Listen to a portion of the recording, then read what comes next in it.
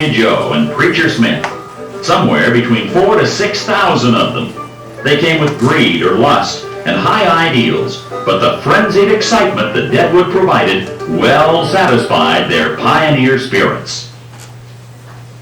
Two guys named Nuttall and Mann couldn't picture themselves seeking their fortune as prospectors, and instead built a house on their placer claim, number 10, which became known as Saloon Number 10. On the morning of August 2nd, 1876, Harry Young was tending bar in the number 10. His hair was greased, as was customary for bartenders. This was essential as part of a method used by bartenders to collect a little extra loot for themselves. Before reaching into a prospector's poke for a pinch of gold to collect for a given whiskey, the bartender would rub his fingers through his greasy hair, thus oiling them well. He would deposit the unoiled gold dust into the boss's take, and by again rubbing his fingers through his hair, redeposit the oily flakes where it could be washed out later. It's said that there was a bald-headed barkeep who was known to have half a dozen hair pieces, all well oiled. His take was enormous, as the laundering process was more efficient. The dance hall girls had arrived on Colorado Charlie Utter's wagon train in late June, ready and willing to entertain the thousands of eligible prospectors. Some came with hopes of finding the right man. Others came simply to make their own fortune. Their attire, somewhat more revealing than what was thought to be proper, was looked down upon by those trained in ladylike etiquette. But nonetheless, they brought to the gold rush an air of reckless, dazzling excitement. By August 2nd, 1876, they were well established up and down Deadwood City's main street, working around the clock in one fashion or the other. Honky-tonk piano and their songs of promising spirit filled the air. Many an unlucky prospector could find hope for tomorrow, for he knew what the night would bring.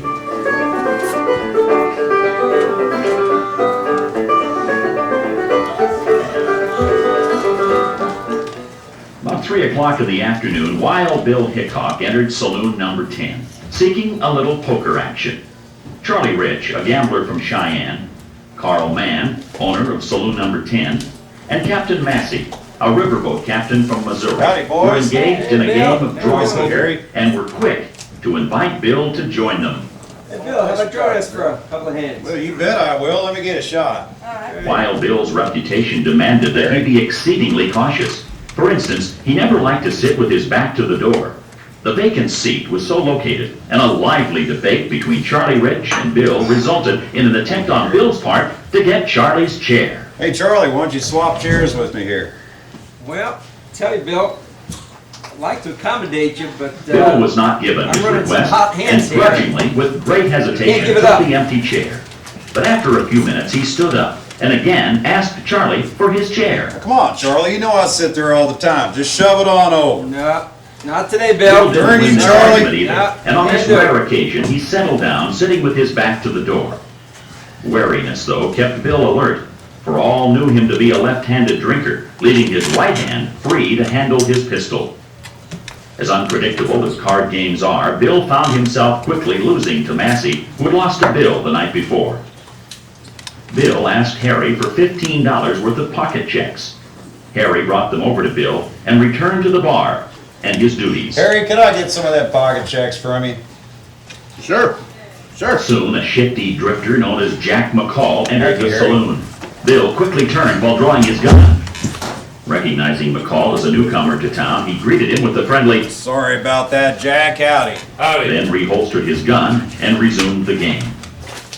Jack slowly circled the table, pausing briefly behind each player and analyzing each hand.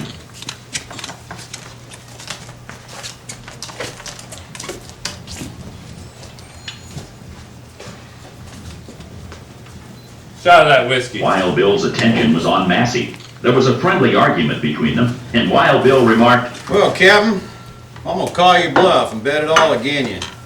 upon returning directly behind Wild Bill, suddenly Jack McCall, the bullet struck Bill in the back of the head, coming out of his left cheek. Bang, right. It was discovered soon after the card Bill was holding was aces and ace, forever known as the dead man's hand. All fled the saloon except Carl Mann, who was held at bay by McCall. Jack I think snapped Bill's the trigger dead! of the gun several times. Kick the bucket! He was found hiding in a building behind a butcher shop. Later on in the day, he was tried in a miner's court. The jury, being tainted and influenced by a deceitful defense, found McCall not guilty and was released. This decision not only outraged the judge, but also the general populace. McCall left the camp in haste. Upon reaching supposed safety in Wyoming, he began bragging of his ignoble deed. Word of this reached a U.S. Marshal who tracked McCall down, arrested him, and sent him to Yankton to be tried again in Dakota Territory. It was determined, since the first trial was held in Indian Territory, that it was not legal. McCall was found guilty and hung for his cowardly crime. He was buried in an unmarked grave on the edge of town. Later, as the town grew, the cemetery was moved. As the coffins were opened, one corpse was found with a rope around its neck. It was easily identified as Jack McCall, the assassin of Wild Bill. Thank you, ladies and gentlemen, for taking your time to allow us to share that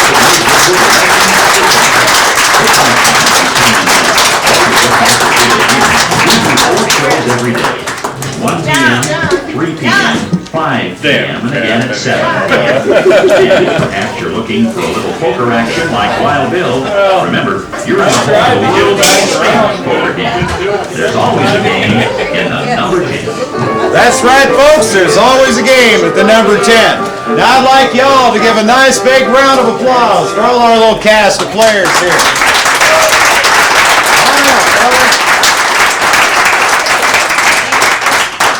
Good job, fellers and ladies. Now, I'll tell you what, for those of you that would like to get photographs and tintypes with yours truly and Mr. McCall up here with you and your friends and families, you are more than welcome. And to make that happen, we're going to stand up here just as long as y'all need us to get that done, and that way nobody walk away empty-handed. Now, if I could divert your attention over here to this thing that look kind of like a spittoon here. Oh, well. Heck, I suppose it even says spit backwards on it. Well, just don't pay no attention to that and don't be looking at it in a mirror. And please don't spit in the darn thing, just makes it awful messy on the inside. And by the way, if y'all enjoyed our little show and would like to express your appreciation, there ain't no amount of gratuity that will not be graciously accepted or appreciated. Now, I'll tell you what, that little announcement I told you about, the gentlemen of Old Deadwood are through with the gunfights and the trial of Jack McCall for the rest of the season and will not be back doing it in the street again until next May. Now, as far as yours truly and Mr. McCall here, well, we're going to be doing our show right up till October 1st, and that is the Friday of the weekend of Oktoberfest here in Deadwood. So, why don't y'all come back and catch our last show and make sure you drink a lot of beer, too. Now, one other thing, if any of you are here to do some gambling, well, we got card room over here, and we got poker and blackjack.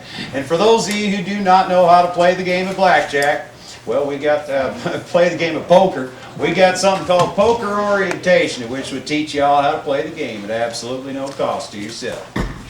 And don't forget to stop in upstairs at the Deadwood Social Club. That's our little restaurant there. And well, I'll tell you, they got some of the finest food in all the land around here. Yes, sir. Might want to try that before you get on out of town. Now, y'all have a wonderful day. I hope you enjoyed our show and have a great time in Deadwood and have a wonderful time here at the Number 10 Saloon. And we'll see you all later. Thank you very much for coming. What are we rating this, Mark? With the whole film? Oh, it's Well, gonna we you know what, It's gonna be family friendly. we ate Rocky Mountain oysters, so I'm pretty sure if we can have that on film. What do you mean? The Rocky Mountain oysters are delicious. Oh my God! We're also nuh-uh. rated G, so. Yeah, not for this girl. They're not. Not when you say they're cow balls. Ugh. Oh, yeah, not for me either. Aces and eights. This is a horrible hand. Hell, I was Who telling would- Jack, I said it took me 17 years to learn how to kiss a girl right. It'd take me another 54 to put one of them babies in my mouth. Yeah. So this show today was so amazing, you guys. You did really awesome. How did you guys both get into doing this? Well, I've been doing it for about 4 years with a gunfighter group called the Old Town Temecula Gunfighters in Temecula, California. Okay. And I've been playing Wild Bill about 4 years with them, although it's nothing like this here. This is totally different. I'm the showcase character here. Yeah, it's fun, and I'm not the showcase character in my own group. So, Right. you know. So But we do improvisational comedy, and we do a lot of special events. how did you get to do this here though, the Saloon 10? If you're with that group, did they just ask you to do it, or? Can I say names?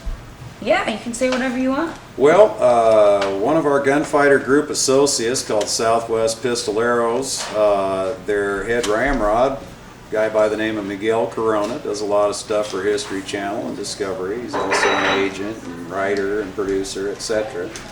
And he put me and the owner of the Number 10 Saloon in contact with each other, and we just talked it out, and here I am. And you fit the part. And how about you? How did they pick you up to be McCall? Actually, I worked for the railroad for like 12 years, and I moved here because I wanted to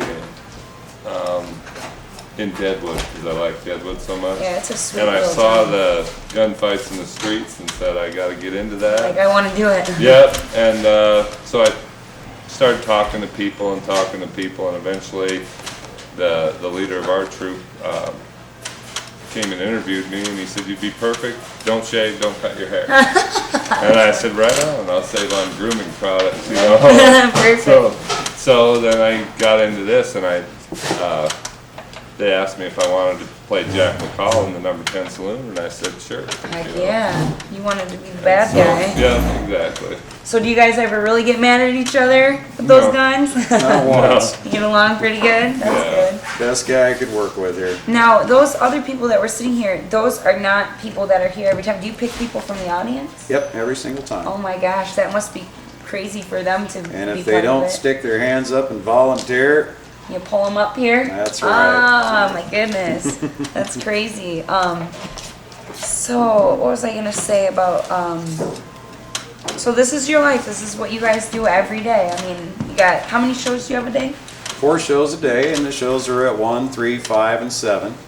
And we run them all the way through May to October 1st every single year. It's been going on for how many years here? 50? Yeah, 60 or longer, years? yeah. Oh, that's such a long time. Yeah. It'll probably keep going on for another 60. Yep. So- I'm one of many, many, many bills. But you guys do this is a summer thing? Yeah. Okay. Yeah. And so every summer you guys come back here and do this? I Yes. actually live here. Right, oh, that's right. you Yeah, live and there. I bartend in the wintertime. Okay, So, that's cool. yeah, And who was that girl that came in here? Just one of the bartenders? she's a cocktail waitress around here, and they wear their costumes during the day. I see, and then they come in here and Yep. do this. This is so cool. I love how authentic with the sawdust floors and everything. It's really awesome. Saves on mopping up messes. Right. Now, what about the bartender? Is he always doing this too? Nope. That was another audience member? Yep. Wow. We take 4 audience participants, and we actually used to take audience participants to do the Saloon Girls too. Wow. And I suppose the reason we aren't doing that anymore is there's just too much clothing. It takes too much time to get them outfitted. Right. Well, shoot, this girl could have done it. That would have been fun. I'm just kidding. But no, he did really good too. It was so funny how he came and he was like drinking the stuff. And I love how you guys added the kick the bucket. That's funny. Yeah. You guys packed this place too. You should have seen it. The whole place was just packed with people. And how do you just know how to keep going when people ask questions? I mean, do you ever get nervous or No.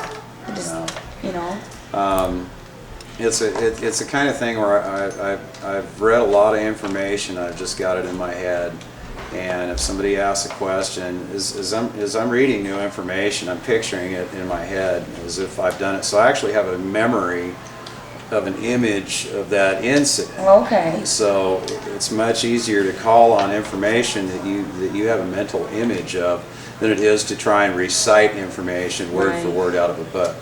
and I don't use a script for the show. I refuse to use a script. It's too hard to get thrown off, and Yeah. you do this 4 times a day all summer long, and by the time you get halfway through, the whole thing starts sounding contrived. Yeah. You know, it starts sounding scripted, and people don't like that, and I don't like it either. Well, you guys do really good at staying in character, even when you have little mishaps, as you saw in the show with the gun. I love that you're like, bang, and then, you know, that was perfect. I mean, I'm sure you guys have mishaps all the time, but you just keep rolling with it, and It happens occasionally, but yeah, we can usually work around that's it. fun. No, that's kind of actually an occupational hazard that comes with these sort of weapons. These are cap and ball pistols or muzzle loaders. And what that means is that you actually have to pour the powder in each one of the chambers all the way around the whole cylinder. And once you're done with that, then you take a lead ball in and you take the loading lever and press the lead ball into position. Do that 6 times around. And come back over here and put what's called a percussion cap on each one of these nipples all the way around. And make sure they're seated, because if they're not seated proper, it might not go off. Right. And even if they are seated proper, it might not go off. Yeah. And so when we have these little misfires with Jack, these are things that actually happened with these real weapons back then. Wow. So you could- sometimes they wouldn't fire. And Yeah. then they'd be screwed, and then they'd get shot Yes, Yeah. exactly. If your weapon doesn't go off when you pull the trigger, Yeah. you're going to hit the ground first. Of course, it didn't happen that day back in 1876. Right, no, he really got shot. He got one off, and then he actually did misfire after he shot Wild Bill. But, at. Wow. Yeah. For the rest of the crew. Yeah. But Wild Bill went down. Yeah. yes, Wow. he did. And that was the only one of 6 chambers that went off. All the other ones were misfires. Duds? Wow, that's amazing. Mm-hmm. That is crazy. So that just that one chance. It's like playing Russian roulette almost. Yeah. So look at all this authenticity you guys have on the table too. You got the jugs. Where do you guys get your costumes from and stuff? Well, I've had a lot of my stuff made. What I'm wearing today, nothing is custom tailored here.